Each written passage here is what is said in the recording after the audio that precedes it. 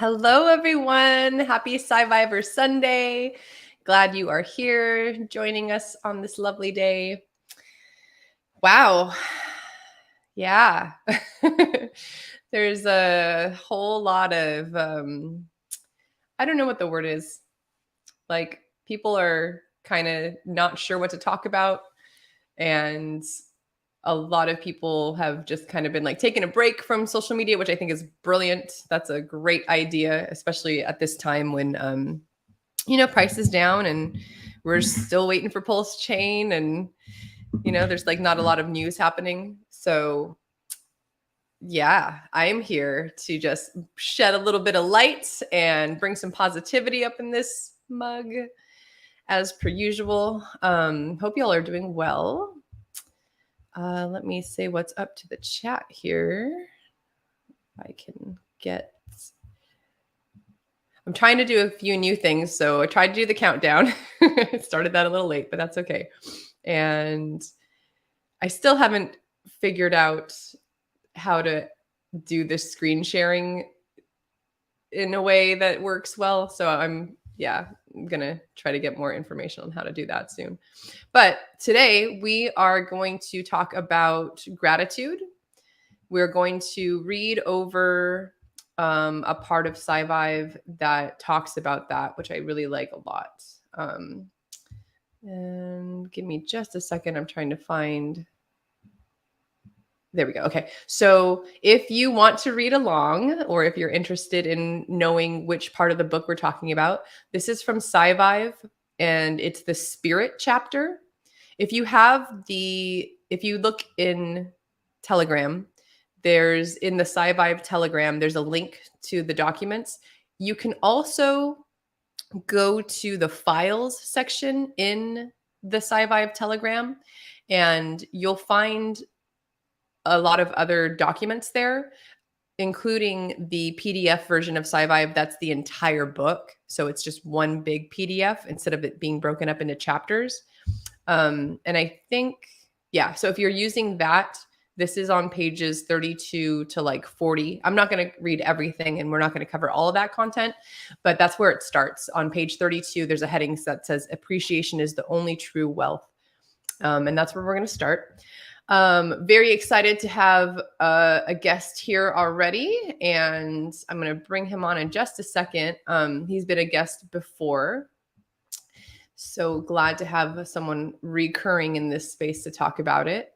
And also, if anyone out there watching at this time would like to join, if you feel like you have some nuggets of wisdom to share about gratitude, courage, or using negative emotions for a positive outcome.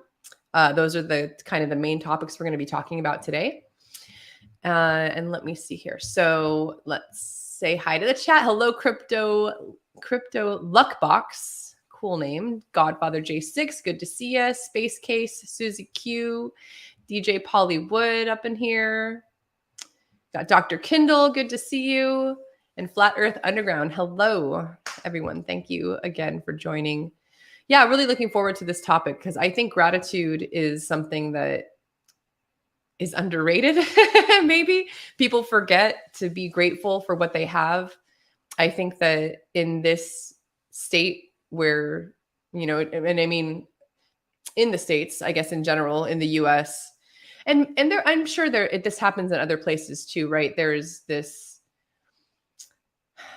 a difference between, people who have it well. And, you would think that everyone in the States is kind of like better off. Like we're not a third world country and things like that. But I think it all depends on your frame of mind, your mindset and where you're at in life. But yes, as a general rule, I feel like people in these more developed countries, we do have a lot more to be grateful for that we take for granted.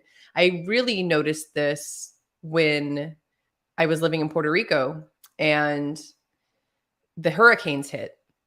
For 2 weeks, no one knew if I was alive. No one in my family here in the States had any idea as to whether or not I was okay, where I was, what was going on. We ran out of water. There was no fresh, clean water to be had. And that included like when the stores did finally open, there were lines to get water. And most of the time, if you weren't like the first few people in line, you would have no water. I ended up drinking LaCroix. So that was like one of the only things I could find that didn't have a bunch of additives in it. So that was one of the experiences I've had recently in terms of being grateful for the little things. And I would say that in general, I had a few experiences in life that kind of instilled this attitude of gratefulness at an early age.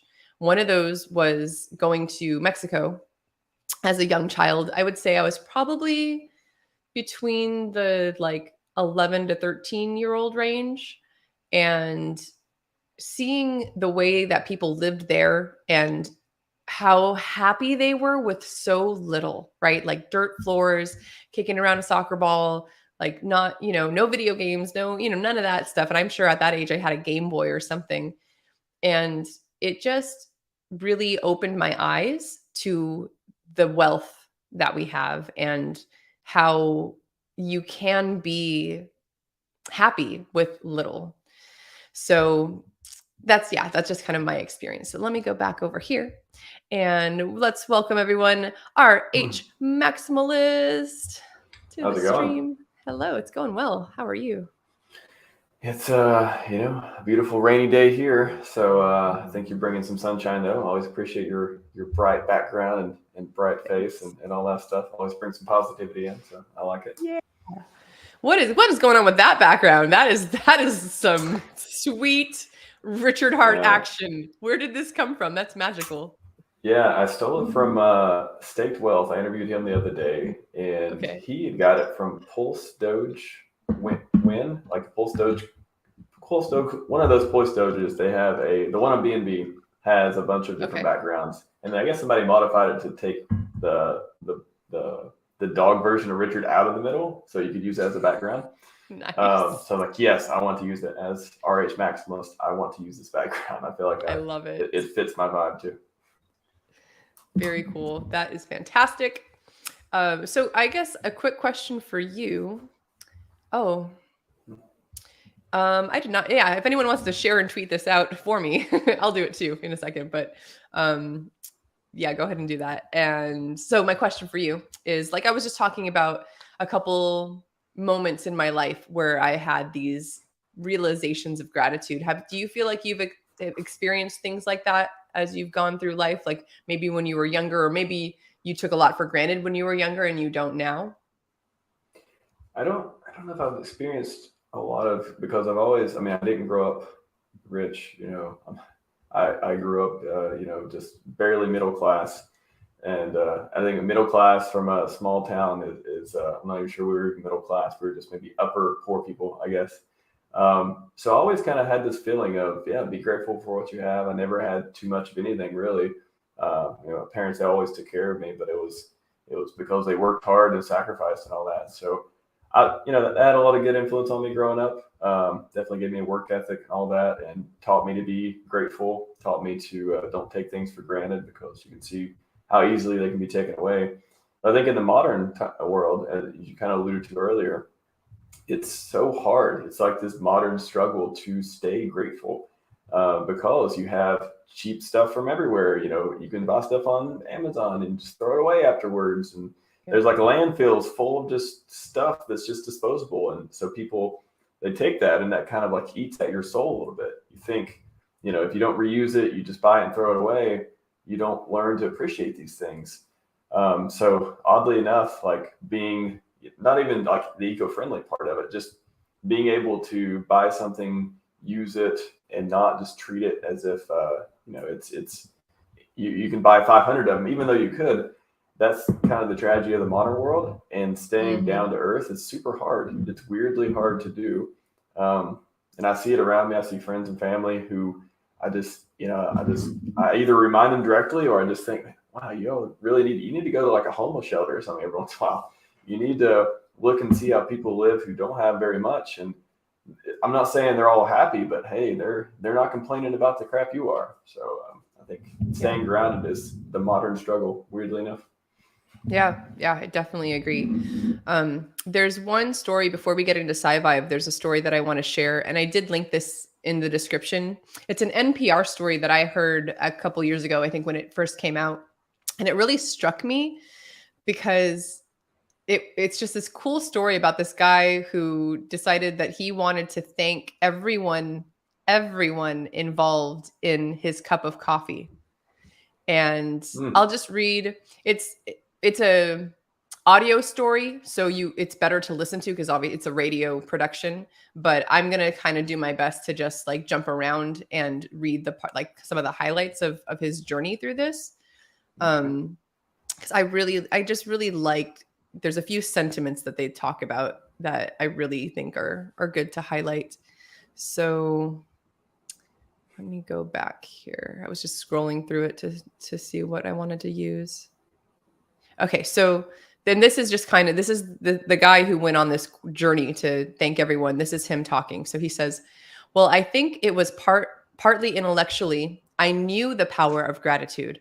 There are tons of studies about how good it is for you, how it helps ward off depression. You recover more quickly, you sleep better, eat better, you're more generous. So intellectually, I knew I should be grateful, and then he goes, but like, how do you do that?"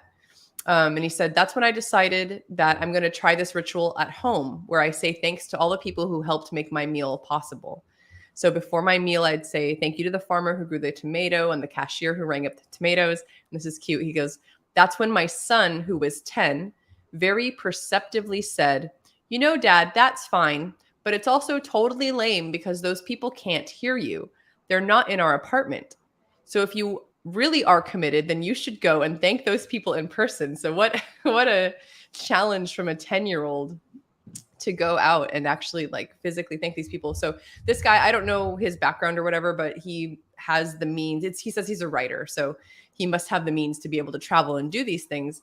So he says, I took my son up on his challenge and it seemed simple enough.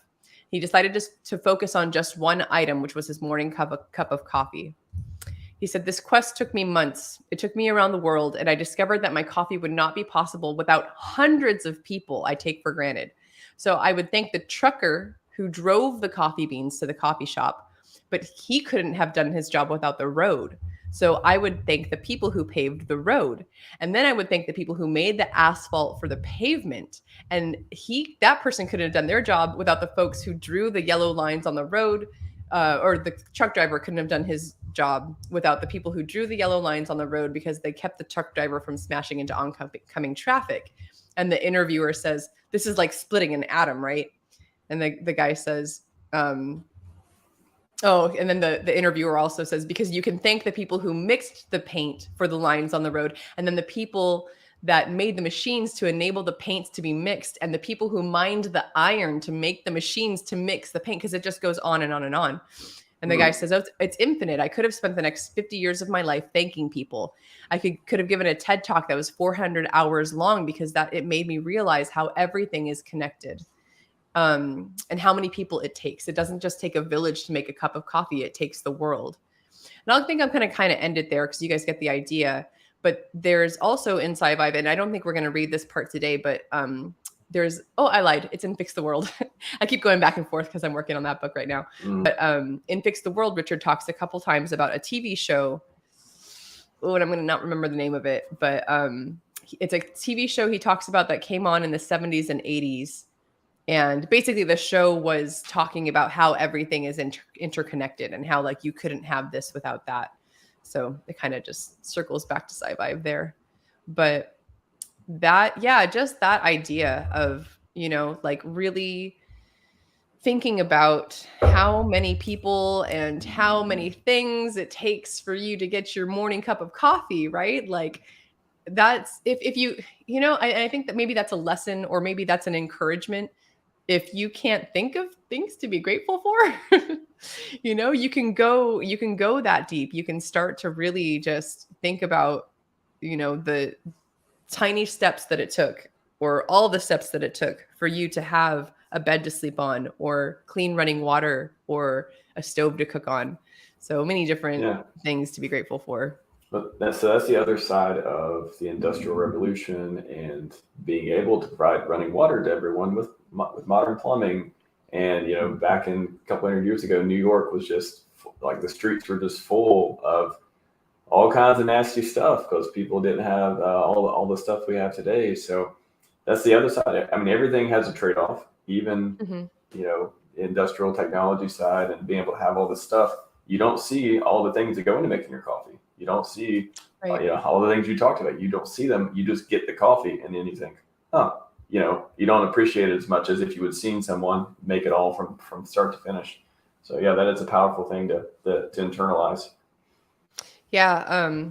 Oh shoot. Oh, the thing you just made me think about too was the disconnect between our food system and like how we eat, basically. Mm-hmm. Because, and that's something that I've studied and like been very, very aware of as someone who worked in organic farming for a while. Just people don't, like the company, what's it called? Imperfect, where they Mm-hmm. sell the grocery items that aren't as nice looking. It blows my mind the amount of waste because a carrot doesn't look right. Like, because it's got a Yeah. knob on it or something, like Yep. the fact that people freak out because fruit has discoloration or looks a little different than normal, that just is such a tragedy to me, that people wouldn't eat something because it looks not picture perfect like it should in the grocery store, which is not Yeah. nature. Again, the In trade-off of nature, having choice. Having choice, yeah, you have the choice not to do it. If that's the only carrot sitting in the grocery store, you better be sure that it's going to be gone. Someone's going to eat it. mm-hmm. But if you got 10,000 carrots and you got 10,000 grocery stores, and you have if you're not out there growing the carrots yourself and picking them and eating them, if people were doing that, if they were doing their own farming, it wouldn't be very much food waste. It'd be Right. it'd be a lot different. So everything Yeah. has all these incredible trade-offs. Yep, absolutely. Absolutely. So I'm going to read now a little bit from SciVivor since we're on this gratitude tip here. Yeah, this is just like a few paragraphs. It says, so this is the heading is appreciation is the only true wealth. It says, since gratitude is a key to happiness, it's good to honor those that we owe so much. Rarely have you ever heard anyone genuinely exclaim how lucky they felt that the road was paved, or that they had such a great language available to them that they didn't even need to invent. Thank God for the toilet. Best invention ever. Yet, do you know the inventor's name? The answer, thank you, Richard Hart. The answer, the first modern flushable toilet was described in 1596 by Sir John Harrington, an English courtier and the godson of Queen Elizabeth I. Harrington's designed Harrington's designed a 2-foot deep oval bowl, waterproofed with pitch, resin, and wax, and fed by water from an upstairs cistern. More improvements followed. Then in the late 19th century, a London plumbing impresario named Thomas Crapper, yeah, that's right, Thomas Crapper, manufactured one of the first widely successful lines of flush toilets. Crapper did not invent the flush toilet, but he did develop the ball cock, an improved tank filling mechanism still used in toilets today. To these men and many others, we owe a debt of gratitude. Well, now we know where those slang words come from. Right? I think that is actually the origin. I'm pretty sure that's how that got started there. Mm-hmm. So yeah, thank you, Richard, for that, reminding us to be happy for our crappers. Because I have traveled to India. Was the first, I think, and only place so far that I have used a non-porcelain, like it's just a hole in the ground kind of toilet. Same thing in China, in a lot of rural places. Yep. Which is really, honestly, if you look it up, kind of how we're supposed. That's why people have those step-up stools, like the squatty potty type things, because our body naturally should be in that kind of like bent, like knees up, like bent formation. It's like a yoga pose almost. Like yeah, but doing then you yoga. can only be on your phone for like 10 minutes. That doesn't work. Oh no. Yeah. Yep. So yeah, just to start the stream, I just want to definitely encourage people to, work on the attitude of gratitude and being thankful for all that we have and all that we're going through together. Because I really truly believe that we're going to look back, especially on moments like this where sentiment is down, people are infighting, everyone's just like wind post chain, and really just be like, oh, that wasn't so bad. Like, remember back in those days when we were being all silly and not being grateful? Yeah. People are sad right now. I'm super happy. I don't Is it care about right? any of this stuff. No, so am I. It's and it's really, it's interesting to me, especially to hear it from anyone who, like, I mean, I get it if you bought the top and you're just waiting and waiting, like, but even then, it's, if you know what you hold, it's fine. Like, we're gonna be fine. And we're early. Stop counting your entry point. Start counting your T-shares. Yes. Yeah. And I don't just because I'm not a technical analysis / like technical person in general, I don't talk about crypto a lot, but I will always definitely be a proponent of like shouting out to T-shares or shares in general, because that's what is getting us these beautiful little hex increases on the daily. It's a money printer. You sit there and you're staked and your money just, it just comes. We need it's that such meme. A beautiful thing. We need Richard on the money printer, and it's printing like T-shares though. Mm-hmm. I want to see that. I like it. Yeah. Yes. I think the only people who are upset, either they bought the top and they don't know how hex works and they're mad about that, or they're just over leveraged for their sacrifice phases and they're just like, oh my god, I thought I was going to get something to sell quicker than this, and which is the wrong way to think about it. Anyways, you don't want to sell it as soon as you don't sell it when it first comes out. Not financial advice, but that's a very common theme in crypto. But a lot of people are just over leveraged. They need money, and the macro stuff's like, hey, I got bills to pay, and now they're maybe upset about that. So that's the two classes of people who I think are not having a great time. For me, I as you can see, I don't fit either one of those categories. I'm in this for the long term, and whatever happens, cycle up and down. I know it always goes back up, so it's good. Yeah, and I'm really looking forward to that because I came in about a year ago, and so we've just been going, up and to the right. Like, we still haven't gone down. Like 95%. we're at right. I mean, but we're at where we were a year ago. Yeah. So I'm just like, but it's fine. We're still just gonna travel right along. It's gonna be okay. I wonder how many people actually know that Hex, when it first launched, was a fraction of a penny. Right. And that's another thing I wanted to bring up too, is I'm sure that a lot of the OGs and a lot of people who were in Hex 2 years ago also went through all this. Like, I've been moving and stuff, so I haven't been really like in words. I haven't been immersed in the community. Okay. I haven't really been watching too many streams and things like that, so I'm not 100% sure. But I think I did catch something where someone was saying that before Big Payday, the Hex price went way low, and and everyone was freaking out. On my blog too, I actually wrote a blog post, Bitcoin versus Hex, recently, which I had to do a bunch of research to come up with these stats. But the first week, Hex launched to I think 0.006, I believe, and then that week it was dumped down to 0.0003, something like that. It was something just insane, like fraction, like penny. And then, it just went up and down, and then Big Payday came, and then huge jump after Big Payday and all this stuff. But it's just funny back then when you look at the adoption amplifier and you think, oh, should I use the adoption amplifier? Should I get some more? How should I trade it? It was on BuyDesk for a while. It was like everyone was thinking, is it going to get above 1 sat? Is it going to get above 2 sats? Right. And then, oh my God, it went to 3 sats. Okay, maybe this is okay. And, it went to 50 cents 2 years, 18 months, 2 years later. So it's all about perspective. If you just came into Hex, a few months ago, you're going to look at it way differently than someone who's been in it for years. But that's why you go back and you look at the research, and you listen to people who've been around a long time, and you get their perspective. So you really understand how to evaluate this thing, because it's not what you think. If you think of this short term, buy low, sell high, type of deal, that's not what it's meant to do. And you're going to have the most success if you play the game the right way. Yep, absolutely. 100%. And there's plenty of people to tell you how to play it the right way, like Wells. Yeah. And everyone else who does 3-hour live streams telling you exactly how cryptocurrency and Hex works.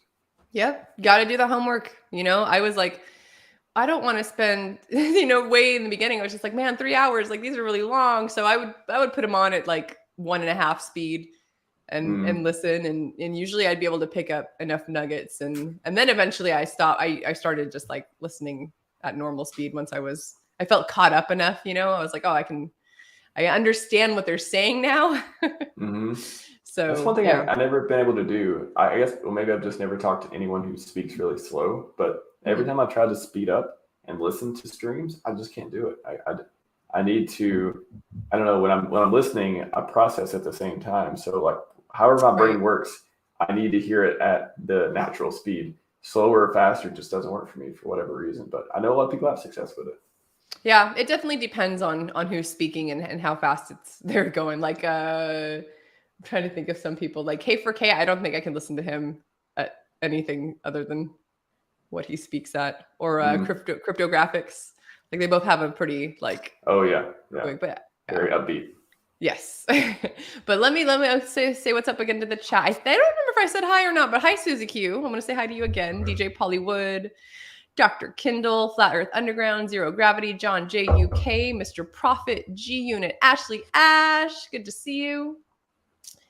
That might be it. Crypto Gains 369. Come on down, everyone. I love this dip. Let's see. Uncle Larry. Yes. For people that didn't get in early, now is our chance. I did buy, the first time I ever bought Hex was May 16th of last year.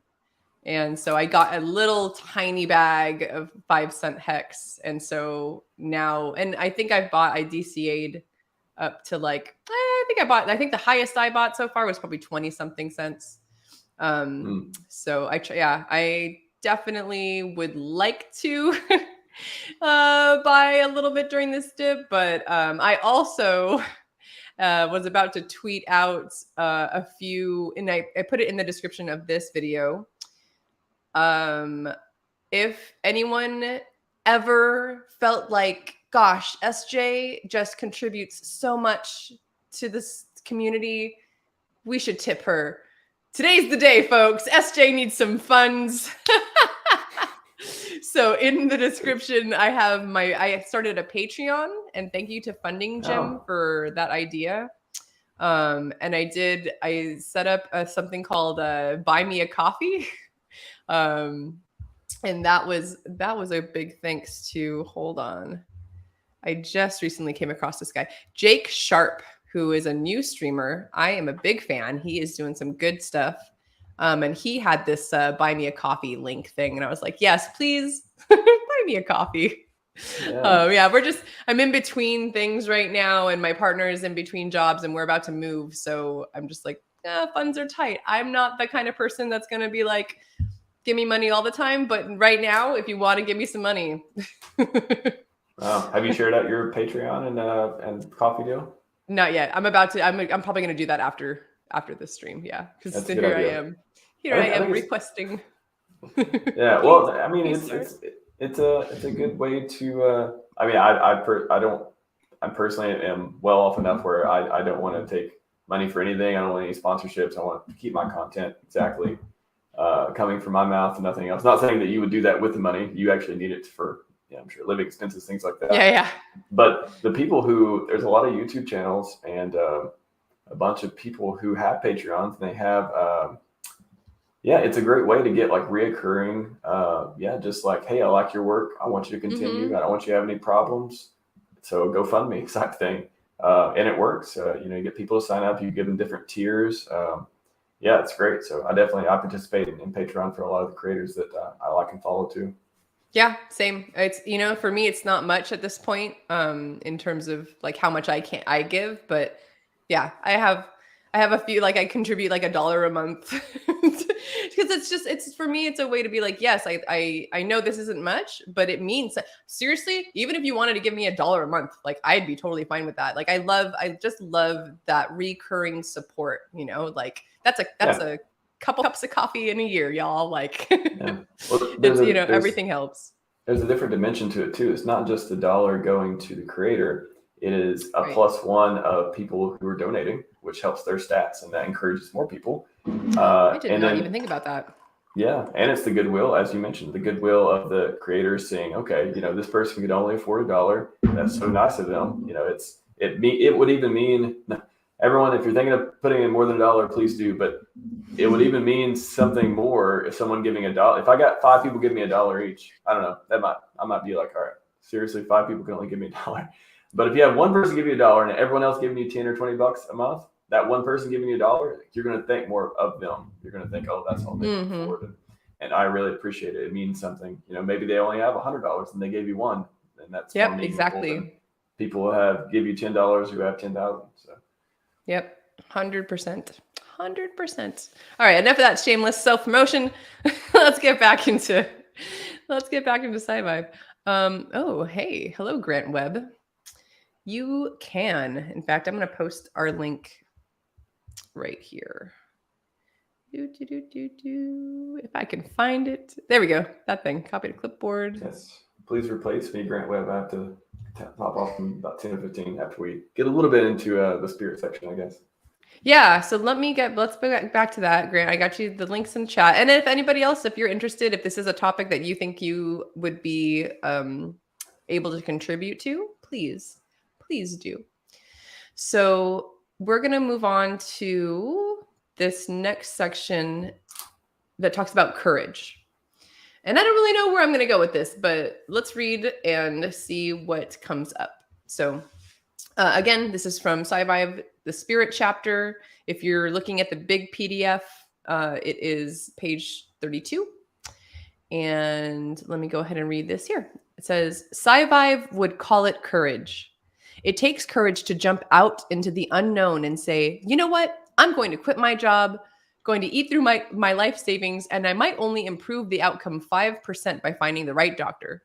Or I could only improve the outcome 5% by learning about one of these guys who has limited availability, getting you a time slot before someone else that didn't try as hard. The willingness to sacrifice $200,000 you may have made in whatever job you have in order to get that 5% chance in your life takes courage. It takes creativity to know that's an option, and it takes courage to do whatever no one else has ever shown you what to do. If it were common that as soon as you get cancer, everyone that loves you quits their job and only focuses on your wellness, then it would be a lot easier to do because you'd have a role model for it. Many people have that role model experience because they don't have the financial freedom to do it. And then this section says, have the courage to endure pain to save energy for breakthrough. Enduring pain in order to stash up enough energy to make a breakthrough, to then have overwhelming success, is like holding your breath before a dive. It's difficult while you're doing it, but it's the only way you can get low enough and get back with enough oxygen.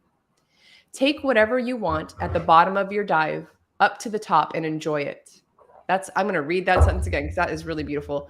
Take whatever you want at the bottom of your dive up to the top and enjoy it.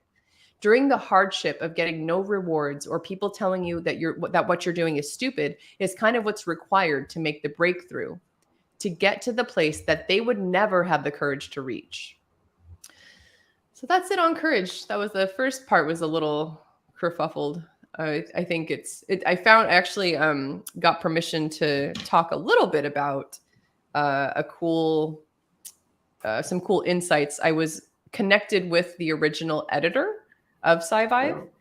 Yeah, so I've finally got some information about that. And I think I have to go back to our conversation and remember what it is I can and can't say. But what I wanted to say is that a lot of these are conversations that were transcribed. So that's why it kind of jumps around. And there's some parts like this part about this section about true courage. Like that was a little hard to get through because I was like, well, it sounds like he's trying to talk about something else. Like there was a previous point in the conversation where we're missing the context, but at the end of it, I feel like what he's basically saying is know that having the courage to do the uncomfortable thing is important, because that's the only way that you're going to get these breakthroughs. And that kind of flows into the next section, I think, which is talking about negative emotions and how to benefit, how to use those to your benefit. But yeah, I don't know. Did you have any insights on that courage piece? Yeah, I just think that that's kind of part of the test for getting something done and motivating yourself is, at least for me, if I see something or I'm doing something and, there you get negative feedback or people around you don't think it's possible, or it's common, with crypto in general. You mentioned I had some friends over the other day and we were all talking about, every time I talk about I'm getting ready for retirement, I'm serious, but everyone thinks I'm joking. And I either make it clear or I don't. I just kind of go along with it sometimes. But then if we get into the discussion and then they start asking questions and they're like, oh, how are you going to do it? What are you going to do? Or, how is that even possible? And usually I start with is, of course, if they're not familiar with cryptocurrency in general, I say the word cryptocurrencies. Have you heard of them? They go up, they go crazy appreciating value. And if you find the right projects, you can get a lot of good stuff done and create generational wealth. And that's something that, for years, people, I have some friends who are into it, but most of them aren't. They don't understand it. They don't want anything to do with it. They just think they're going to lose some money, all this stuff. So that can be a kind of motivation if you can push through it. And it is a test. A lot of people, they hear that. They say, oh, other people around me are saying it's bad. I shouldn't do it because it's social pressure. I want to trust in the wisdom of crowds, when it may be the madness of crowds, actually, all that stuff. But if you have the wisdom and the courage and the ambition to push through it, that's how you can make these breakthroughs and discover financial freedom in our case. Yep. Yeah, that's a great example for sure. Because it's, we have some family members here helping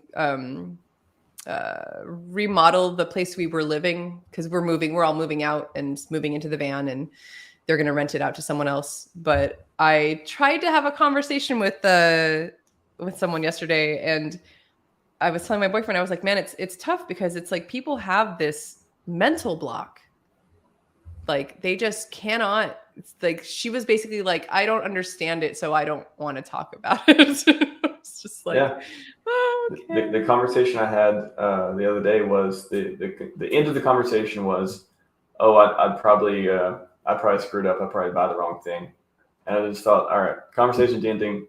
Yes, it is a self-fulfilling prophecy. You will, because you have no motivation. You have no desire to do anything more than to work for the rest of your life and retire at 65 and do all the things that the previous generations was totally fine for them. But we have something new. We have something that they don't have, and not taking advantage of it is a tragedy. It really is. When you see it, it's right in front of you. People are telling you about it. You see the evidence in front of you, and you just can't take the courage and take the next step.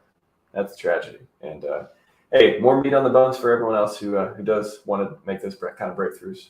Yeah, absolutely. It reminds me of that meme where it's like the 4 panels, and it's like, hey, Hex is 0.001 cent. You should buy some. And they're like, nah. Oh, Hex is 10 cents. You should buy some. Nah. Oh, Hex is $1. You should buy some. Nah. Oh, Hex is $100. Yes, give me all your Hex. Like, what? Well, yeah, that, or it'll be Hex $100. Oh, I'll wait till it dips. And then it goes to $500. Yeah, it's like you can make an excuse either way. If you tell somebody right now, you just make up a price. Be like, yeah, Hex is 25 cents. Oh, it seems a little high. I'll wait till it dip. And then or they could use that excuse, or they'll say, oh, you think it's going to go to $1? I don't know. Maybe I should sell it when I get out. Like whatever excuse you can tell yourself to not do what you should do, your mind will do it. It will tell you. I was having a conversation with Brand the other day on stream, and I was telling him the procrastination deal. I can see myself, if I have something to do, I usually do the eat the frog technique, where you do it first part of your day. Whatever you don't want to do, you do it first. The rest of your day, you don't have to worry about it. It's not going to bug you. And that defeats procrastination if you can do that. But there's some things where I get in the middle of the day and I'll have it on my list and I'll go to do it. And then all of a sudden I'll see myself get distracted. And it'll be something that's not even important, but I'll be really excited about it. So, if something's going on outside, oh, I want to see what's going on outside. Normally, I don't give a shit what's going on outside. Maybe the neighbor's doing something. but I can see myself trying to pull myself away, get out of the house because I don't want to do that thing that I have to do inside my house. So if you can stop yourself and kind of get in, Naval the Ravikant, the person I follow a lot, he talks about it as debug mode. If you can put yourself in debug mode and you can stop, you can see yourself not doing what you should be doing, and then kind of just stop and analyze and be like, why am I doing this? Oh, I'm doing it to get away from what I should be doing. Okay, well, I have a choice to make. Am I going to give in? Or am I going to stop myself from doing the new shiny thing that I just made up in my mind? It's not even worth doing. I'm just making an excuse to not do the other thing. Can I stop myself and do what I want to do today? And that's a skill I felt myself develop over the last maybe few months or a year, and unbelievably fortunate to develop that, because I think it saves me from it saves me from getting some stuff done that I don't want to do, but I need to do. And it's something that I thought was notable to discuss. Awesome. Well, I'm going to bring up our next guest joining us here. This is Grant. Hello, Grant. Howdy, friends. Nice to meet you. How are all you? right? Yeah, sounds good. Sweet. Thanks for having me. Yeah, thanks for coming. I love your shirt. Are those sunflowers? Thank you. Yes, they are. Even the collar, when you put it up all the way to the top, you become a little sunflower. Yes, I love it. Just need the yellow hair, and you got the whole deal going. I know. Yeah. It's way too toasty here to have anything less than a Hawaiian shirt, or anything more than a Hawaiian shirt. So you kind of gotta get used to the heat. Excellent. Well, yeah, welcome. So do you want to tell us a little bit about yourself, how you got into Hex maybe, and Sure. or how SciVive has affected you, or where you found SciVive? Absolutely. So originally I found Hex first before SciVive. A friend of my aunt's was in town, and he was like, I'm a video guy. If you notice all this video equipment right here, he's also a video guy, and was like years my senior, and had accomplished some cool stuff, and I was like looking up to him in a way. And it was like just like days after Big Payday, or maybe on Big Payday, he said to me, he's like, hey, there's this thing called Hex. You look like kind of like a tech inclined guy. You might understand this. And so he told me all about it, mentioned the 24-hour live stream that Hexo and all of them were doing on the day. I tuned into that, did a ton of research, lost some money on stupid projects, got that out of the way real quick, and then found Hex. And luckily enough, it was the right timing that I got that Big Payday dip. And oh God, It's so great. And since then, I've just been following, researching, telling more friends about it, helped out some of them. And along the way, you find SciVive because he mentions it in all the streams all the time. I did some reading, but I didn't really get into it too much until you made the audiobook. And then I really went, and I would just after dinner, relax a little bit, listen to it, go to bed. Nice way to unwind at the end of the day. It's great. Awesome. Yeah, very cool. I am happy to hear that. It always just lights my heart up when I hear people, because it's to take it on as a physical reading copy, some people have printed it out, things like that. It's a monster of a document. So especially in that format that it's in the weird little compartmentalized, almost like a list of ideas things. Yeah. Yes, indeed. So definitely helps. As I found it particularly useful to, like he said before, you don't have to read the whole thing all at once. You can find chapters or sections that are particularly relevant to where you are in life right now. I took a lot of the business ideas. I haven't internalized all of them, but I'm taking what I can and try and run with it, make evergreen content, stuff that lasts, stuff that scales. Because I'm a pretty young guy, just graduated college, so I'm looking for kind of more stable employment. I've been freelancing for a while, and I'm I've worked in corporate offices. I've worked for people before, and I'm just so over it that I can't do anything but work for myself or make my own stuff, or work as a part of a team on a small project. But as much as I love that, it's not very consistent. So right Gotcha. now, I have taken it upon myself with your inspiration and others and coffee and everyone else to make my own sort of onboarding tool. I've only started writing it. I'm about, how is it, like 3,000 words in to the prep document, and we'll see how that comes out. So I'm very, very happy with the progress I've made there. Awesome. Adds some structure to my workday while I'm looking for other stuff. But yeah. Gotcha. Yeah, awesome. Welcome, and like kudos to you for, starting to do things right within the community. I think that that's such a great part of being a Hexagon and being in this community, is that so many people are encouraging, right? And we can't have enough content, like there is no other you doing what you're doing. So definitely continue doing that. I did want to address real quick. There's a comment here, and I don't. Oh, like Ayn Rand, the what was it, that the super libertarian lady that everyone talks about? Is that what they're trying to say? Yes. I guess. I think they spelled Ayn wrong. I think it's with a Y. Yeah. I don't even know that I know. I know that name. Yeah, she had this. It's kind of like a philosophy book about politics and philosophy, I guess. And it's written in the form of a story, but it goes. The main theme ties back to her idea of what she calls like objectivism. I haven't read it in forever or like listened to anything about it in a long time, so I can't like go off the actual details of what it is, but it's basically a political philosophy kind of leaning towards like that anarcho-libertarian capitalist idea. Yeah, Gotcha. I've heard so Peter Thiel, I'm a big Peter Thiel fan. I think that's one of his heroes, Ayn Rand, and because she talks about, I'm not sure if I actually read that book either, Grant. It's Atlas Shrugged, right? Is that okay? Yeah, it was. I think that's the name of the book. Yeah. But as a libertarian, I'm a libertarian as well. I was just looking her up too. Reality, reason, self-interest, capitalism, and then her philosophy, objectivism, is what she refers to. It's called. I think I definitely came across a lot of her quotes and ideals just doing research before. Like I said, she's a fellow libertarian. I'm pretty sure I'll subscribe to some of her ideals. Nice. But yeah, I think recently, what was controversial about her recently? Were they bringing her up because of something? I have not seen anything about her recently. Okay. I thought maybe something that came up. But yeah, Atlas Shrugged, definitely apparently controversial book, but I think it's just more about individualism, objectivism.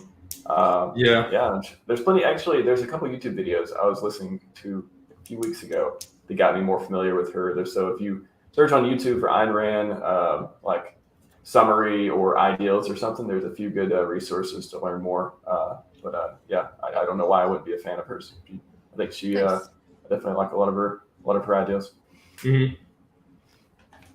Very cool. Yeah, I love that getting into SciVivor has also led me to like Naval, thanks to you, and researching other writers and influencers and people that just were really just not on my radar because I was not in this kind of space. So, and I feel like it's about damn time. Like I'm, like at my age, I'm just like, I really should get more, I feel like passionate about or involved with like really what do I stand for? Like, what are my views and opinions, and who can I look to for encouragement with that, and ideas that, light me up and make me think more and want to act more, I guess is a good way to put it.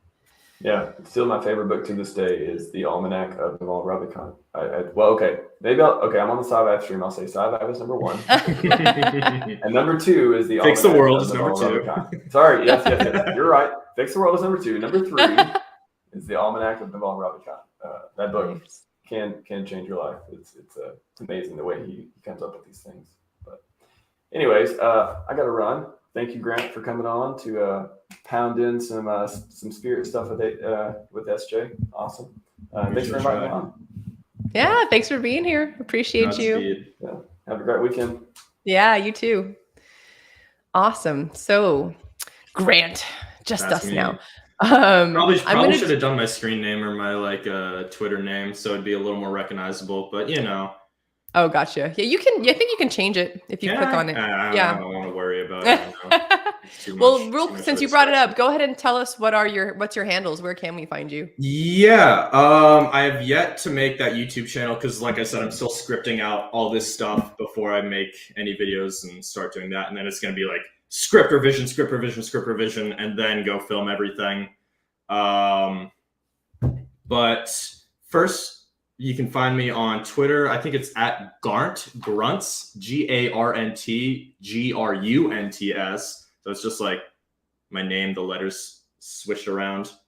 Got a couple hexagons in there. I don't tweet too much. I'm basically just like a reply guy who screws around and likes to talk shit every now and then. I can swear on here, right? Yes, you can. Okay, cool. Thank you. Yeah, I tried at the very beginning. I tried to be a non-swearing channel, but the rest, like my Woman Crush Wednesday show, especially the last one that just aired. Oh, we talk about everything, Just go off the including rails.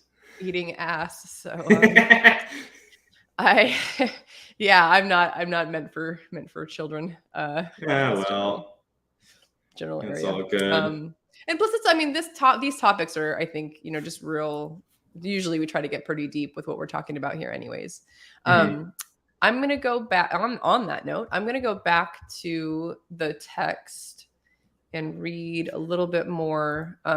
This section we're gonna get into. I like this idea and how he frames this, because what we're gonna talk about now is negative emotions and how to use your negative emotions to benefit you, basically. Like, there's all the people.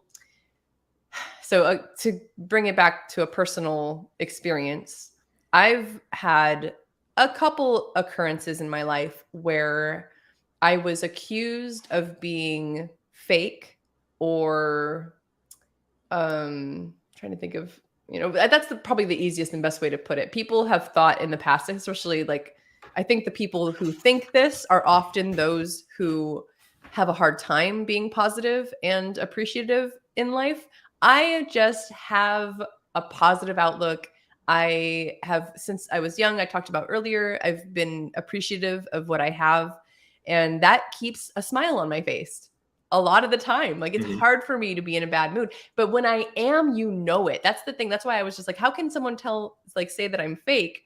I just happen to be happy most of the time. If I am not happy, you would know. I have no poker face. I'm not a liar. Like, I don't have a good, I'm not a good liar. Let me put it that way. So all that to say that I think there's a difference between being positive and happy and repressing your negative emotions. That I don't do. I don't just pretend. I don't just have rose-colored glasses on and I'm just like, la, la, la.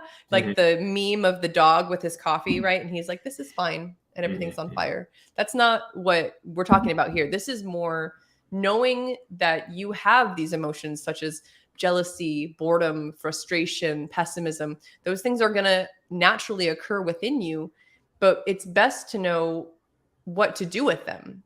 How do you go from being frustrated to putting that into some kind of action so you're no longer frustrated, or moving from boredom to action? Can I mention, that reminds me a lot of, I think Richard mentions this a few times in the book, where it's like, only dwell on the negatives, like as long as it takes to like figure out what the action you need to take to improve the situation, something along those lines.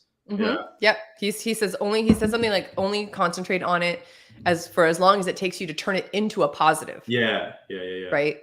So instead of, oh man, like, I'm trying to think of something like, oh, like just my hair looks terrible today. Like, instead of thinking that, I should be like, oh, what can I do to, make my hair look a little more funky, or just flipping it. I do love that a lot. So I am going to read. Oh, and hello, Crypto Stylist. Thanks for joining us. And I didn't, let me say a couple other. Celt Hex alias Doors. I'm not going to. Doors de Anamathos. Thorch. Did I get it? Even close? Game on. Whoa. Nice to have you Whoa. here. That Tesla, though, welcome. What's up with that Tesla, though? And you are welcome. I am very glad that I was able to do this. I think that's all who maybe, pay me Hex.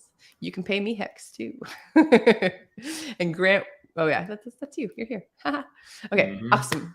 So with all that said and hellos doled out, let's begin. So this is negative emotions. This is on page 33 again, if you're going through the big PDF. And I'm just going to kind of start reading here. See how this goes. So this is behavioral benefits of boredom. Boredom exists to make us do something new.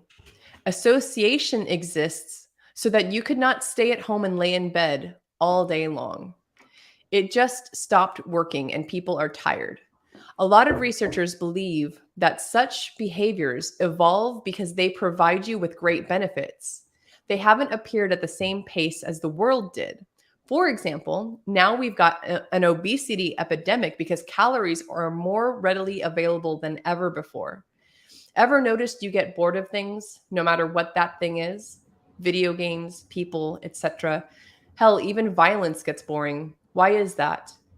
A really interesting optimization to prevent processing loops where you can't ever get free.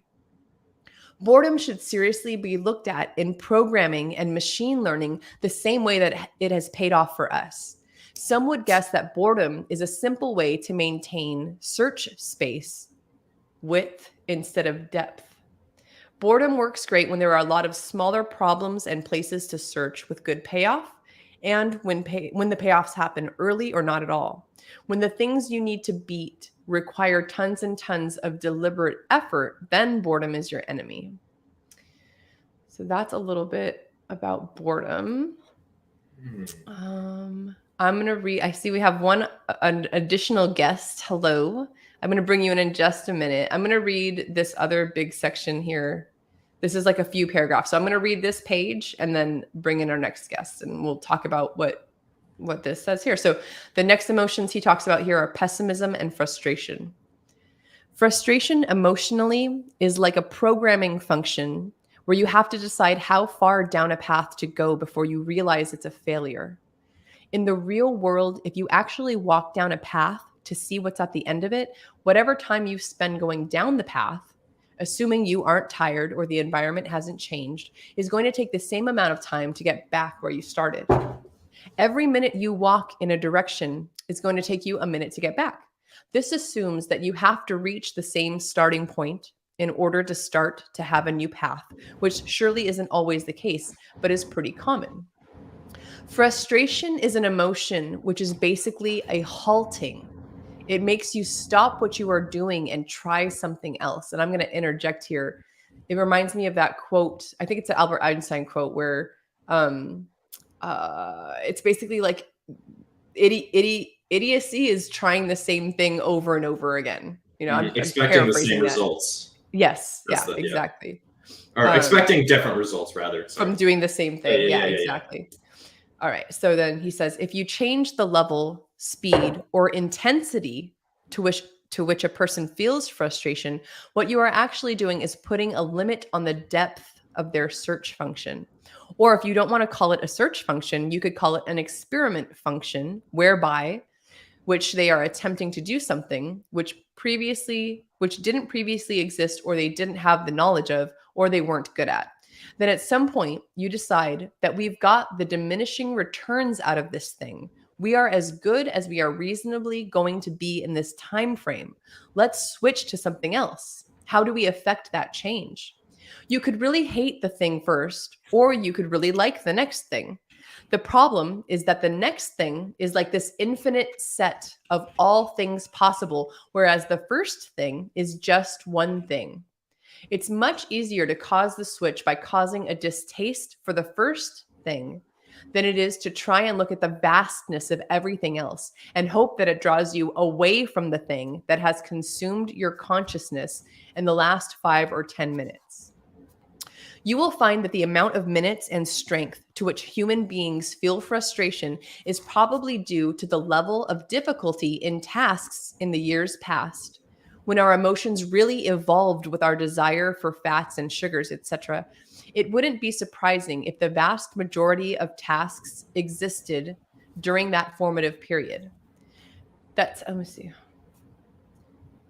If you looked from an outside perspective at those people having problems that they did at that time, you would find that the frustration timing and intensity matched pretty closely with the difficulty of achieving whatever task might have been at hand, whether it was to plant a seed, get a monkey to stop stealing your food, or keep away the other cave guys from your cave chick.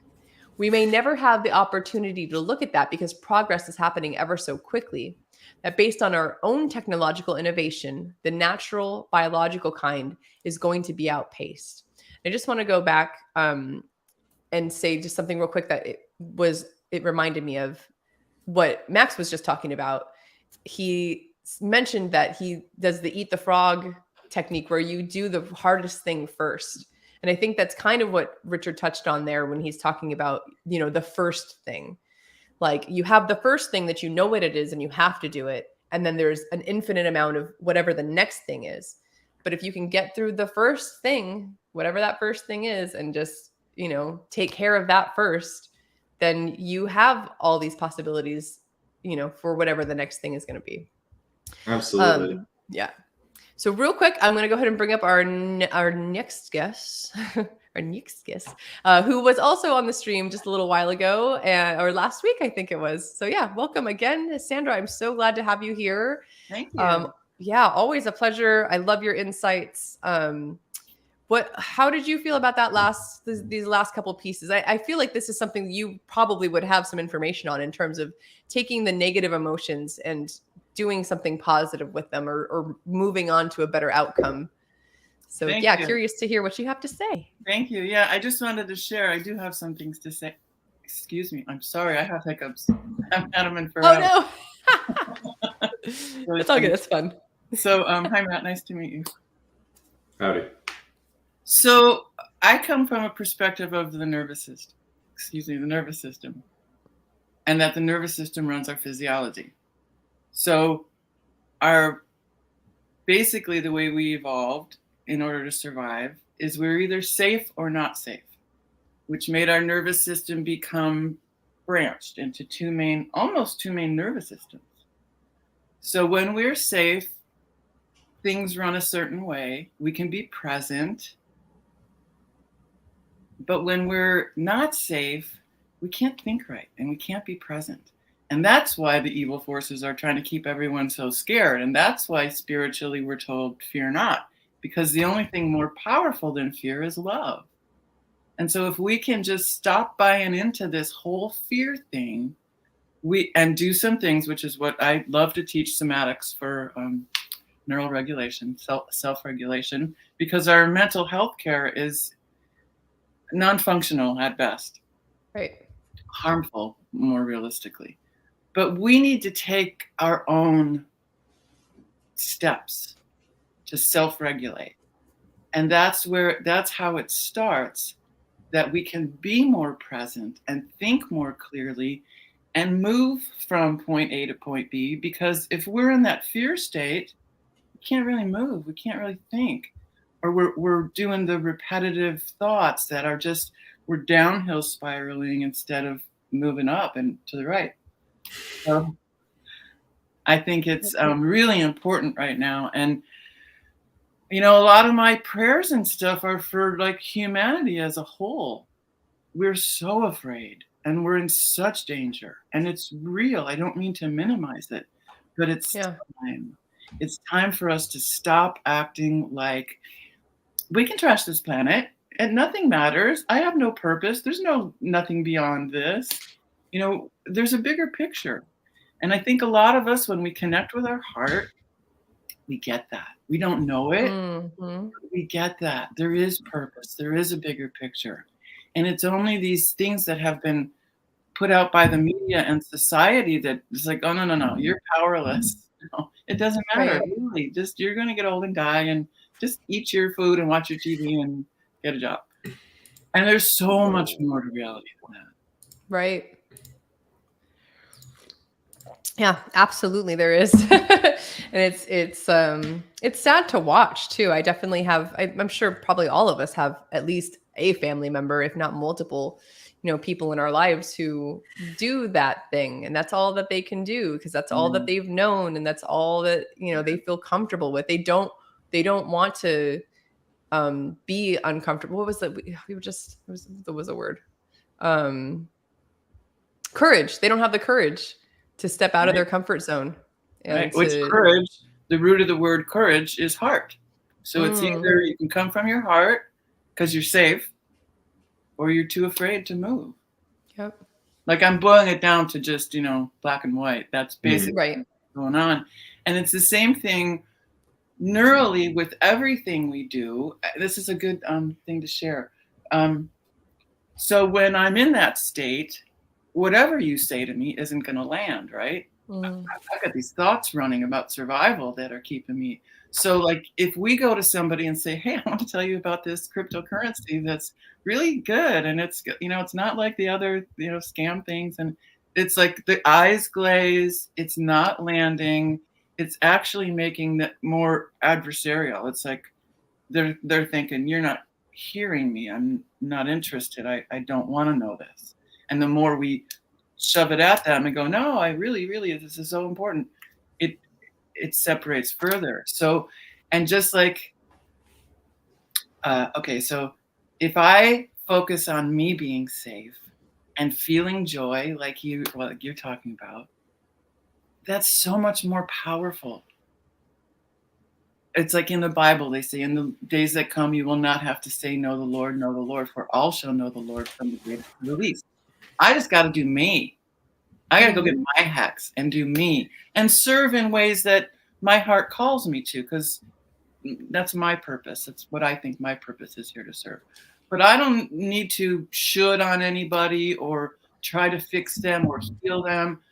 I've been working in the healing arts my whole life, and I understand clearly that nobody heals anybody.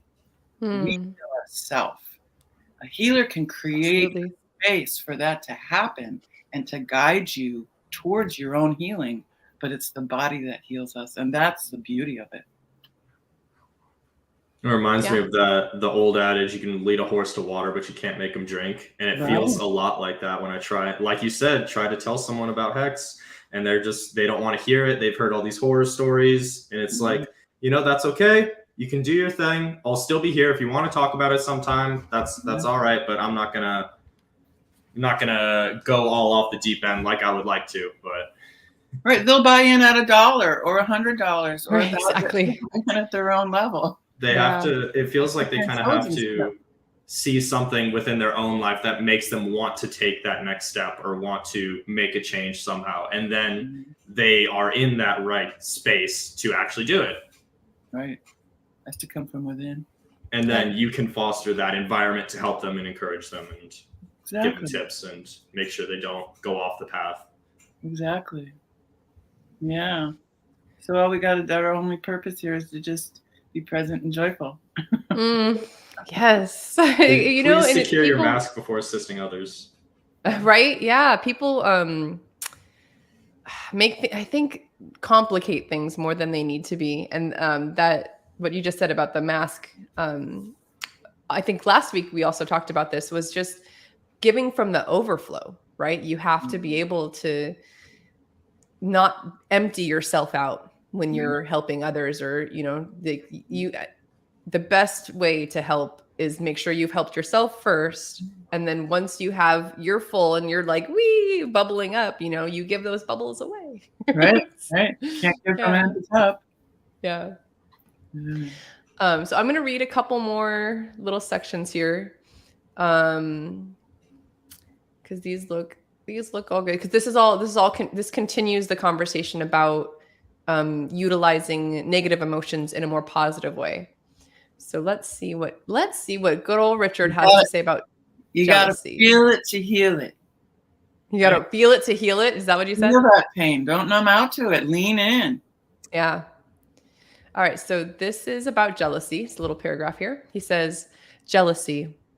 Everyone is cheating, so don't be too jealous. If you're ever curious why the people of the world are so beautiful, so skinny, and so fit, and so energetic, then guess what? Just like you discover all the athletes of the world are doping and cheating, everyone else in the world is cheating too.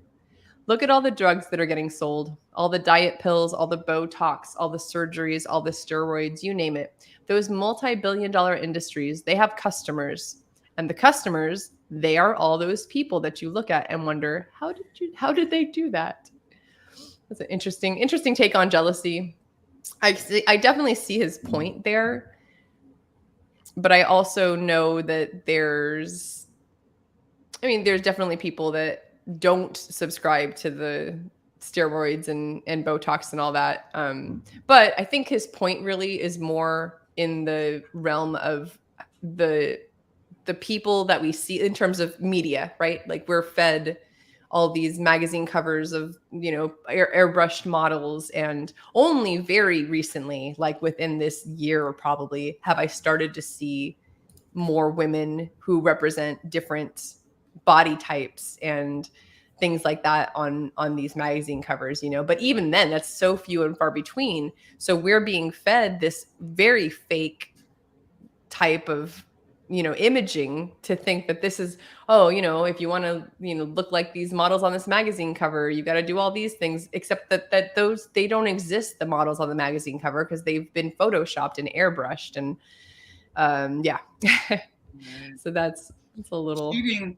It's interesting he puts it in terms of cheating, because it's like we have so much information available to us and so many products and so many things available to us, and they're really all distractions.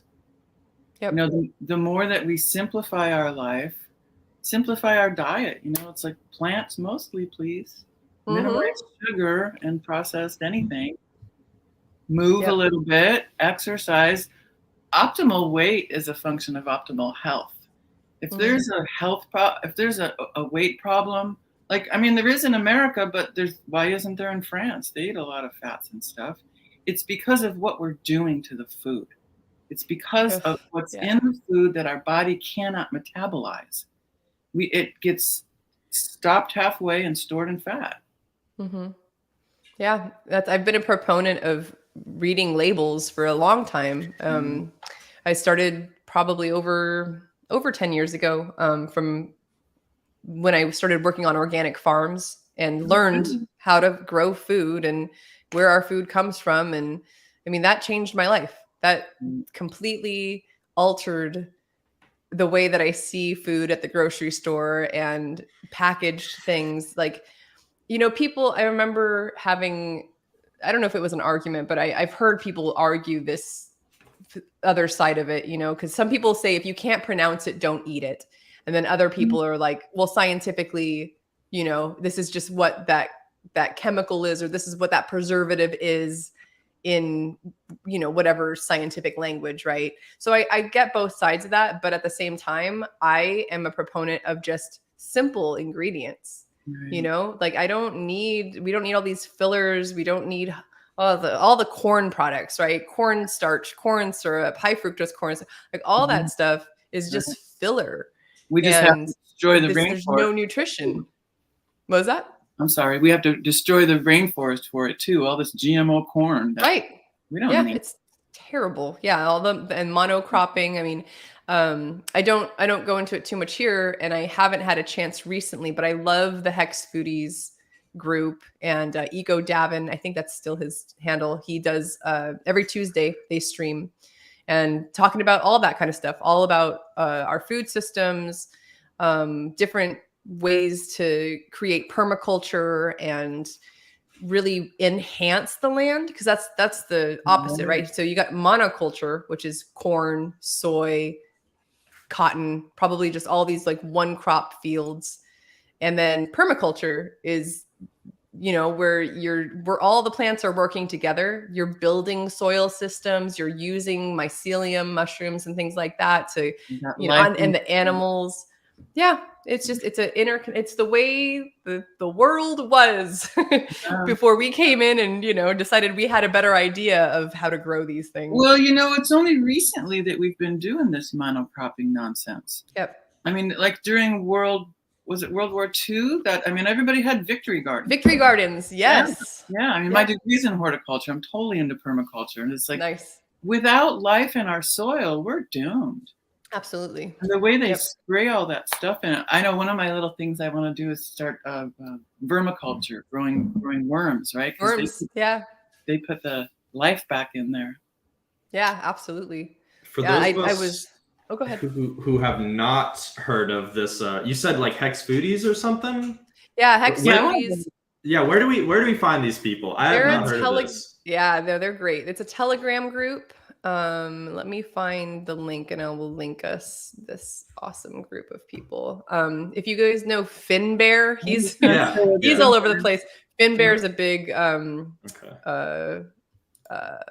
person in that group. He does a lot because he's got a lot of land where he's at, and so he'll share pictures and things and what he's up to. And Eco Build Davin, same thing. He's got a little bit of land, I think, up north in Texas here that he's doing. And then like I said, I think it's every Tuesday at noon Central Time. It's either 11 or noon Central Time. So as soon as I can find it, I will post the link to the Telegram as well as the link to the channel where that streaming happens. Sorry to get you off track, but no, it's all good. If you wanted to, if the two of you want to discuss a little bit more about maybe here's a good question. Have you ever had a moment in your life where you had the mental capacity to recognize that you were in a state of negative emotion and had the ability to say, oh, I'm here. I'm going to get here and let me get to positivity. So I would like to throw that question at either of you to answer. If there's been any time where, recently or in the past where you can think like you were just in this negative mindset, or you had a feeling like a jealousy or boredom come up, and then you were like, oh, let's switch this. Absolutely. I have a pretty recent example. So I do real estate photography and videos on the side, and it's been going pretty well. But around this time of the year, it gets super hot where I'm at. So the summer, it really slows down. And I went to this one house, and very sweet people there, but man, it was just a whole mess in there. It was like they were hoarders. There's just garbage everywhere. I'm like stepping over, moving trash just to make this house look kind of presentable. And I'm like, man, this sucks. Like I need to be doing something else. And I thought about it. I kept my head up. I was obviously polite to everyone. I'm not trying to ruffle any feathers. And then I talked to the real estate agent outside for a little bit, exchanged pleasantries, going my way. And I'm just like, okay, I'm in the car driving home. What else can I do? How do I pivot? How do I do something else where I don't have to go into like hoarder houses for the rest of my life? And so what was it? I had seen like the real estate agent had a Mercedes. I'm driving back and just like, you know what? There's a Mercedes dealership not too far from my house. Let's stop there. I can talk to those people. Maybe they have a marketing guy. Maybe they need photos or videos. If they don't, maybe they know who's someone who does. Talk to them.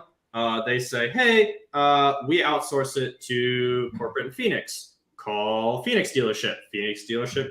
The docs where I am real quick. And then they say, oh yeah, call this guy. He's got you. He's the in-house marketing guy. I talked to him. He doesn't need a video guy. He might need an SEO guy. And then I start doing all this research about search engine optimization, try and get him there. And then he calls me back, get a whole thing, and says he'll call me again in a few days. Okay, cool. Now I have these few days to research and then just impress him as much as possible once I'm there. So I've taken this bad feeling that I was in, and I tried to turn it into something positive and make progress, do something different. Right.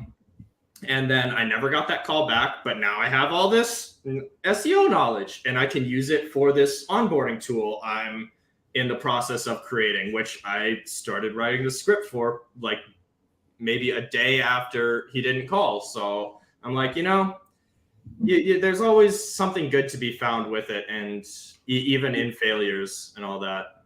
That's true. That's what I'm really trying to get at. I don't even remember where the original question was. It kind of went off. No, it was taking a negative situation or negative emotion and turning it into a positive. So yeah, that absolutely touches on that. Yeah, part of human life, huh? Yeah. I don't think we realize that another part of our survival from our nervous system is it's really important to first find out what's wrong, right? Is something wrong? Is there a threat? Is there a problem? We needed that in order to survive. So the part of us that just goes to the negative, it's like, instead of going, oh my gosh, I'm crazy, I keep going to this negative place. It's like, this is a remnant of why my species got here. I am so grateful for this knowledge. Thank you. And then instead of it being my whole view, I change my perspective and turn it into a tiny little dot and focus on what's around it. Do that with me. Yep. So put your thumb and your finger together and put it up to your eye. And when your whole world becomes that focused, you have to change your perspective. So as you pull away, it gets smaller and you can see the field around it. And then we can focus on the field around it.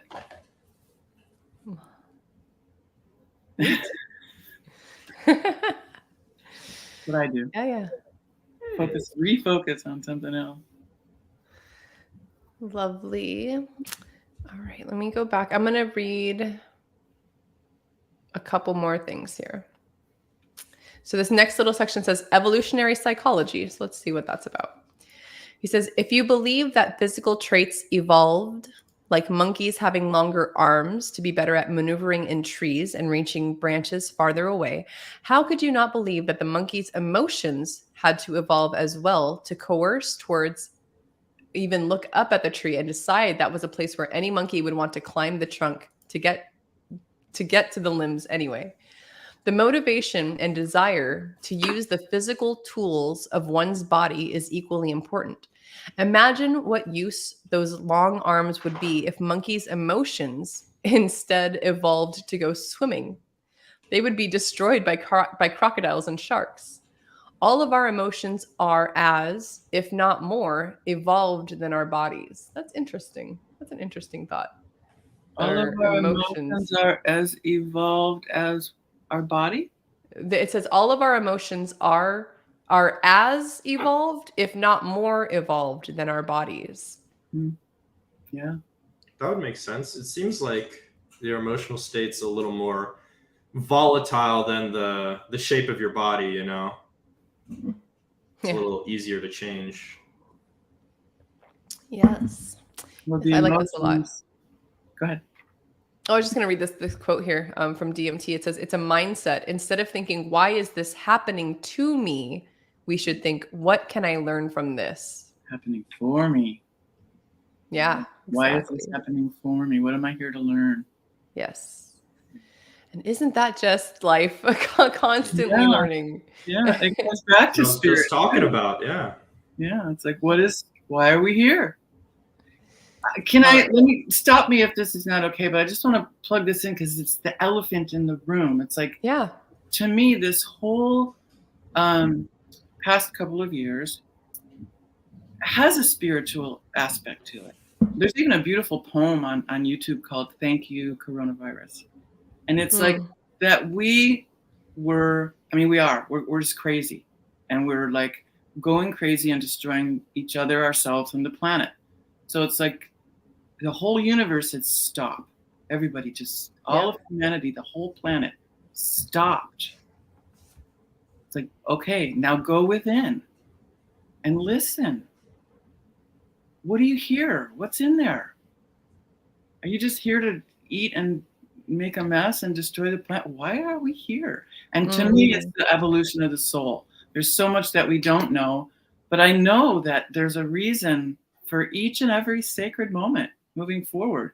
And that all we have to do is be kind and nonviolent And we have a lot of gifts ahead of us if we can just take care of one another and ourselves.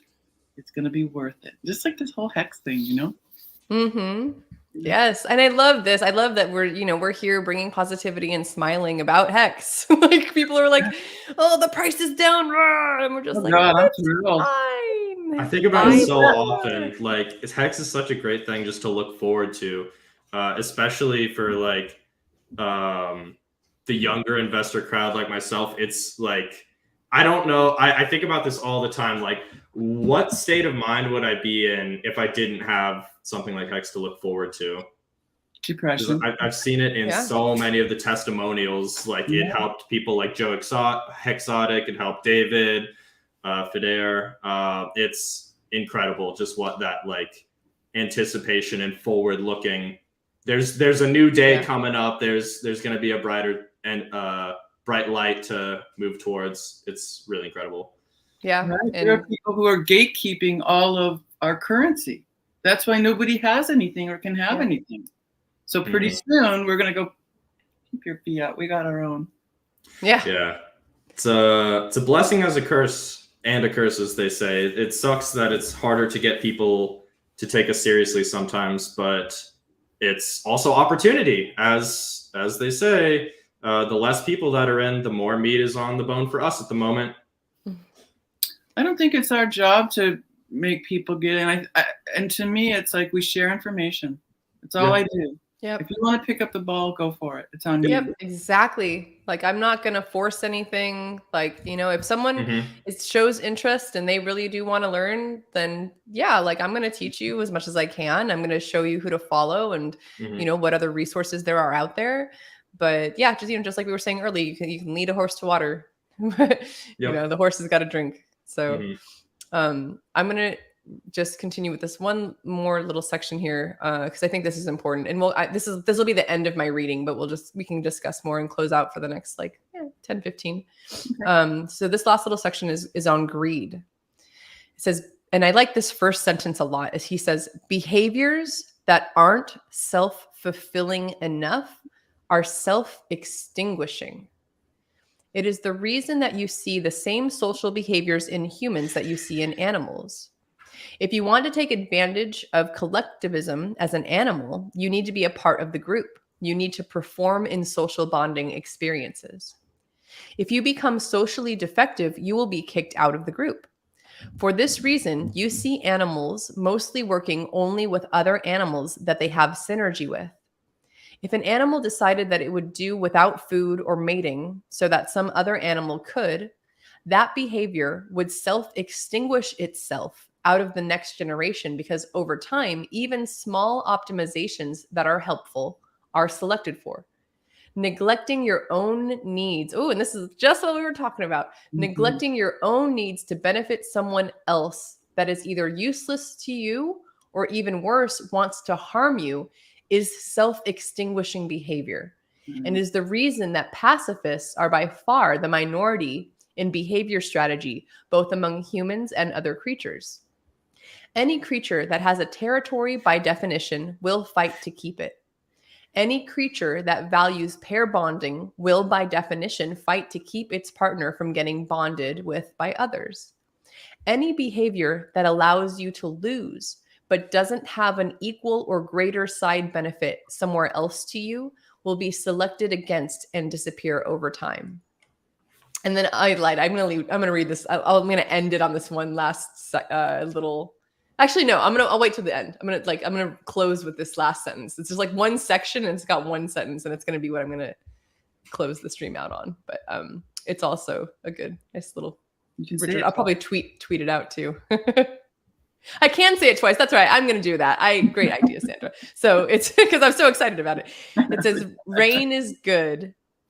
Anytime that you want to feel better about the rain, just remember the trees and flowers need to drink. Oh, Richard Hart coming with the adorable quotes. Oh my God.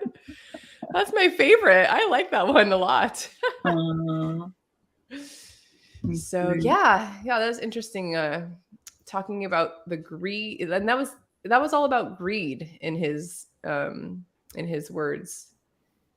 So yeah, Hmm. that's interesting. I see Interesting greed as take. just fear, right? Like when this whole Right. pandemic started, everybody had to go buy toilet paper. Oh my God, that greed. Oof. So afraid. Yeah. And right now I don't watch the news very often, but I hear bits and pieces, and I Good. don't know. I'm guessing people are stockpiling on baby formula. Like that's a thing right now too, or like where they can find it, which is sad because it's just like I'm sure if people weren't stockpiling, like I could be totally talking out of context as well, but it just seems like that's something else that we could just share, everybody. Like you don't need 20 pallets of baby formula. Your neighbor needs some too. Right. Yep. All emotions boil down to either fear or love. Yep. Yeah, 100%. So Makes let's sense. bring more love into this world, y'all. Yeah. I think that's what Richard's doing. And I feel sad for him that the way he's doing it is attracting some hate for him. Yeah. But it's just normal being on the internet at all. Yeah. But he does come off in a way that attracts negativity. But in another way, it's like beyond the financial benefit, when we were going through all that, the connections that he provided, the potential connections, have blossomed into, I believe, even saving lives over the past. Yeah. Oh, for sure. Where yes. people, I mean, what an incredible gift to restore hope in humanity that is like the 1% is trying to shut us down and get rid of half the population. And he's out there going, no, wait. It's okay. We got this. Yep. We have finances and you should make more babies. Like that was a really interesting thing for me to learn, I guess. Like I had just, I don't know. It's not something that I really ever looked into about population and like the population control and, but I saw both sides of it for a long time because I was just like, yeah, I guess there's a lot of people and like, maybe we don't have enough resources for all these people. But then at the same time, having traveled a lot through the States, I'm just like, but there's so much land and I feel like we have so many resources. Like why can't everyone be taken care of? And then come to find out, or learn a little bit more about the fact that there are several countries. I don't want to say that, but maybe more than not, where there's not enough babies being born to replace the population. So these places like I want to say China, especially, where there's just ghost cities, like there's just empty towns because there's just not enough people to occupy these spaces. And Richard talks about that quite a bit in terms of he prefers that there would be more people because the more people that there are the more progress there is. I guess that's his biggest argument is that more people potentials to progress. have great people being born Yes. and have space for them to live. Like I remember he said on stream this one time, it's like, I took a plane over US. There's a lot of space there. We're not lacking in the space department. We can fit more people. It's just that people choose to live in these cities right on top of each other because that's where a lot of opportunity is. Yep. Yeah. In the cities and things like that, for sure. Yeah. And this is an interesting, I'm curious to know, maybe Hydro Records, how long you've been following him for. Because if I just watched most of his videos and things like that, if I saw him on Instagram, I would assume that as well. And he has admitted that he is not that happy, mostly because he reminds me of me in that way. Like I'm a people person. This last 2 years has been wretched for me. I love touch. I love being around large groups of people. I love dancing. I am an what's the word? Extrovert. Yeah, because introverts, right? Like it's draining to a lot of introverts to have a lot of people around and do these things. So my partner, it's I love this man because we're the opposite. We're opposites in that way. He's the wallflower. He'll just be in the background, like doing his own thing, and I'm talking to everybody and making new best friends, and that's just it fills me up. That's one of the things for me that it's not draining. It's more like fulfilling to be around people and to, you know, get to know everyone. Yeah. So I connect with Richard in that manner a lot. Like I can see where he'd be out there. And so I agree with you in a way, Hydro Records, because he's not that happy, like out there shopping and doing those things. When he's with those models, probably he's got the, you know, the cool lady models hanging out with him and Playboy girls doing whatever like that, you know, then I see his genuine happiness. Even if you see those clips from him hanging out with those girls, like, look, yeah, he's having a fucking blast. Like he is living it up, right? That's happy Richard, right? That's the Richard that we want to see, you know. And I feel like it's just, you know, he's even said it. He's like, as soon as this is done, he's going to take a vacation and like go hang out with a bunch of people and, you know, do the things that he loves. But until then, you know, and then even, you know, we say, or I say when Pulse Chain, he says when Pulse Chain launches, right, he's going to go do this, you know, but then he's got this list of things like, oh, creating a wallet and creating a stable coin maybe, and creating, oh, a nation state. And, oh, hey, by the way, we're still working on Fix the World and SciVivor. So, you know, I'm hopeful that he finds a balance. I think that's going to be, like, in my opinion, that's one of Richard's probably biggest challenges, is finding the balance between his work life and his happiness in being around people and allowing himself to have both, you know, have a balance of both, because he's winning, right? He's the winner. He's winning at life, and that's what he wants to do, and he's in it for the glory. And I don't think a person like that stops winning. I don't think he's going to just all of a sudden be like, oh, I'm the best at everything, I'm done now. You know, I think he's going to have a lot of hard work ahead of him in various projects and things. And that's for us too. I mean, and then I'm kind of like preaching to my own self right now, because that's something that where I'm transitioning into a more flexible type of work, right? I'm no longer, I mean, I quit 8 to 5 years ago. Like, you know, I worked on a farm and did things like that, but that was still, I still had to show up, and, you know, someone else was the boss of me. And even in this last few years doing acting, I still have to show up on set on time and that's what I'm trying to transition out of. Right. So now I'm doing more editing. I'm doing the voice recordings.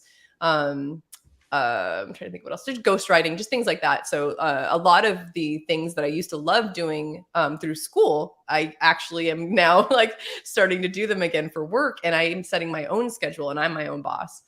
And that is hard for me. I am not good at being part on a schedule, or like, you know, making sure I'm doing this by that time, but it's a process. Exactly. It takes discipline. And that is not something that has been easy to come by for me. I'm not a very disciplined person. I'm not the kind of person that's going to go to a gym.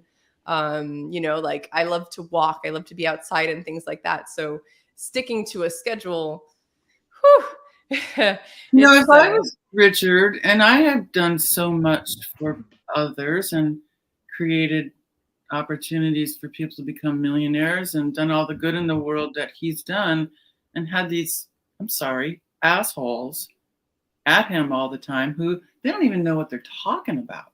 If they would just, if that information could just land and they could think and process it and go, oh my gosh, you're right. We can do this. There is enough for everybody. Instead of going, oh yeah, you're always bragging and stuff. It's like, okay. And you're doing what? And you're doing what? Right? Exactly. And you're here commenting, like, what are you doing? What value are you bringing to this community? Right, like, come on. Go create something to brag about. Yeah.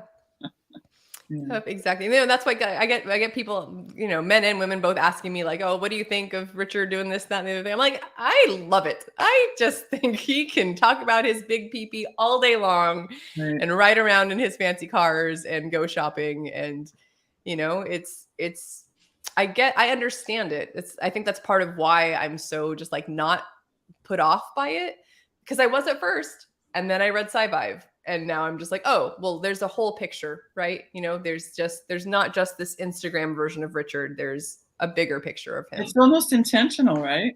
Absolutely. Yeah, it's look over here. Like, right? Any publicity is good publicity, Yeah, you know? yeah. And just like I was saying about the, we go for the bad things first. It's like, whoa, what's wrong with Richard Hart? What's wrong with Richard Hart? Like Right. that's okay. There's the hook. We got you. Now, who is he? And Yeah. what's weird about him? Yes, exactly. And that he talked about that the first time I got to talk to him ever. He mentioned that he was like, if someone really wanted to come at me and attack me, all of my worldviews are on public display in this book. Like, read the book and find something that you want to come at me with, like it seems to me even that the arguments or the people that come up against him at this point it's just shallow, right? Like they don't really know, like they're seeing a shallow version of Richard. I think I'm hopefully making sense with that, but even in these debates, there was the one with Eric just recently. He said something specifically that I was just like, wow, like, you obviously don't really know who your adversary is, Let me see if I can remember. Just the things about him, like not wanting to come to the United States. Like what kind of an argument was that even? Like, I don't I don't want to live here. I mean, I feel very lucky that I do right now, I guess, kind of. But at the same time, like as soon as I can, I won't be living in the US. Let me put it that way. Like it's not my ideal country, I guess, in terms of where I want to live. But that's also coming from someone who's not ever, not technically ever lived outside of the US for a prolonged period of time. But I understand his argument, and I was just like, man, like you don't really know who you're talking to. Like, it'd be really cool to see someone who has actually read the book debate him. Like, I'm looking forward to that day. Whenever you see these people that are like Hydro Records, I'm sure they're bringing up what they see as a valuable concern, like, oh, does he seem happy? The Cardano guy also tweeted at him, but are you happy, Richard? And it's right, like, I saw that. My favorite thing is what Hexo said on stream not too long ago. He's just like, dude, he got you. Like, you're here. You're watching the stream. You listened to him. You took enough time to like look into it at least a little bit. Like, he got you, dude. Yeah. He's happy. I mean, what is happy? Like, right? I mean, in this particular day and time, somebody who's happy isn't paying attention. I mean, there's happiness that, yes, it's an emotion that we express, but there's not a whole lot of time to sit and be happy right now. And there's a lot of time to sit and think about and do things to make changes that are really important right now. I mean, like, we have to think about, it's like, I want to be happy, yes, but then another part of me, there's work to do. I'll be happy. I mean, I can be happy while I'm working to a certain extent, but no, it's not a happy time for humanity or the planet. Yeah. And he's at least doing what he can to help. Yeah, for sure. And it's so much. And it just rubs me the wrong way when people are like getting on him, like, oh, aren't you supposed to be working on Pulse Chain right now? Like, it's just whiny little guys. Yeah. And he's not the dev. Like, he's not writing code, like he can only do so much. And he's doing what he can. So we love you, Richard Hart. We do. I honored the sacredness of free will, just like he's talking about, Yep. Freedom of speech, freedom of movement. Dare tell me what I should be happy or. That's right. But yet he's human just like us, and it bothers him when people don't like him, when they talk shit about him. Yeah. I'm trying. Why should I do all this good stuff if these people are going to hate on me? Yeah. It's like, there's more of us that love you. It's true. It is true. Ignore them. Cool. Well, I think I'm going to wrap it up there. Did you guys have any final thoughts or closing arguments or anything you wanted to say? Nice. Excellent. Very excited to be on stream for the legends, SJ, Sandra, Crypto Stylist, DMT. Who else is in here? Wake Dog, I've seen before. Not on stream, but a little comment lurker. Love you. Yeah.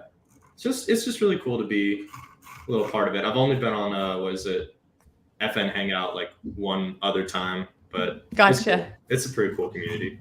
Yeah, I agree. Well, thank you everyone for tuning in. Thank you to my two lovely guests and for Max earlier. It was nice to have you all on.